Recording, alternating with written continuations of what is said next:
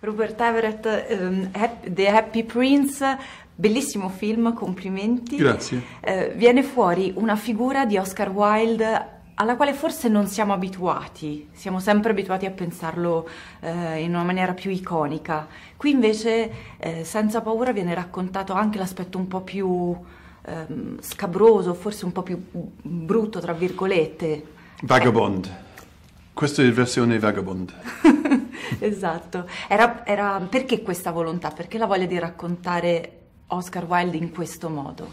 I think, in one sense, I feel a bit frustrated by other versions of Oscar Wilde because they're too reverential, and I think he's a much more meaty character. He's more shadowy and darker and funnier and more human. He's full of human frailties like the rest of us, and I think they're all terribly touching and sweet, and I love him for them. So I wanted to paint a picture of him that was more, I don't know, like a tramp, a homeless person, a clown in a way. E perché proprio l'ultima parte della sua vita? Cos'è che l'ha colpita? Because the other part of his life has been told so many times, and there was no point in telling that again anyway. But also, from my point of view, what is interesting is what happens to a man after he's been destroyed by society and is still alive. That to me is more interesting. This kind of undead existence that Oscar Wilde had in the 3 years of his exile. Com'è stato trovarsi dietro la macchina da presa? Questa è la prima regia, se non sbaglio, quindi com'è stato essere dietro la macchina da presa e anche interpretare un ruolo così, come si è preparato per... I think I had a lot of help, to be honest. I was very lucky. I think for me, in my limited experience, I think the director's main job is to have a good eye for other people. And I think I do have that. I had a great eye for my director of photography. I had a great decorator. I had a fantastic costume department. So all these people made the film happen for me as well. And then I also chose fantastic actors in the big roles, in the medium roles, and in the tiny roles. And finding the right people to choose them. I had a great casting director in London and a fantastic one in Naples. That's the talent of a director. And once you have that, the job becomes a lot easier. È un film che comunque è molto attuale per le tematiche che tratta, penso appunto alla discriminazione che Oscar Wilde ha subito. Qual è il messaggio secondo lei, se ci può essere un messaggio, se ci vuole essere un messaggio in questo film oggi? I think, I don't know about the message, but I think it's a film, it's a story of a man who is destroyed by society for being homosexual.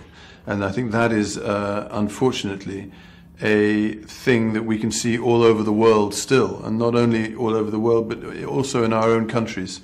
And this is alarming in what we call the first world, or the West, that we have gone from this liberalism of the post-sexual revolution, post-67, 68 generation. We've gone through all that to this new Puritanism and populism and aggression that seems to be coming out more and more. So I think, in one sense, it's a story that is still happening.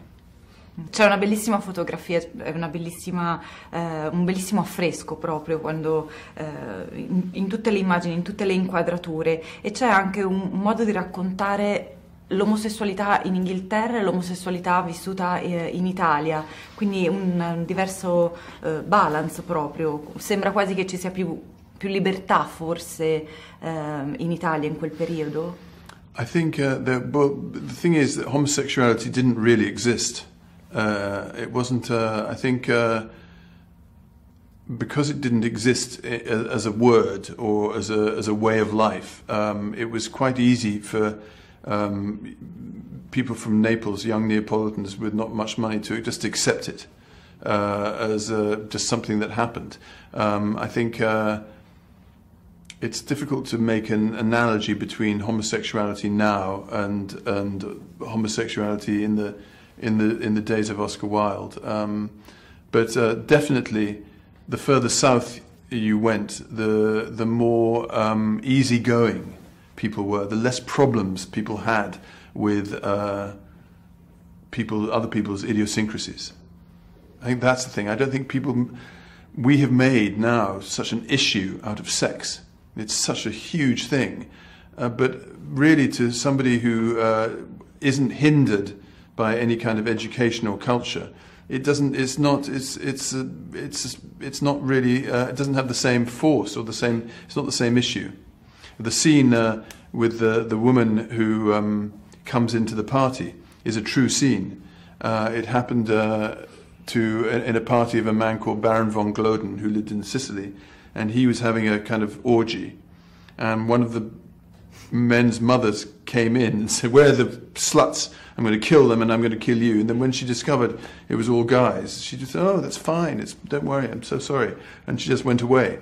So that's how it was there. And so what I'm thrilled about in the film is I think I've painted a fairly accurate picture of sexuality, or that kind of sexuality, in those days.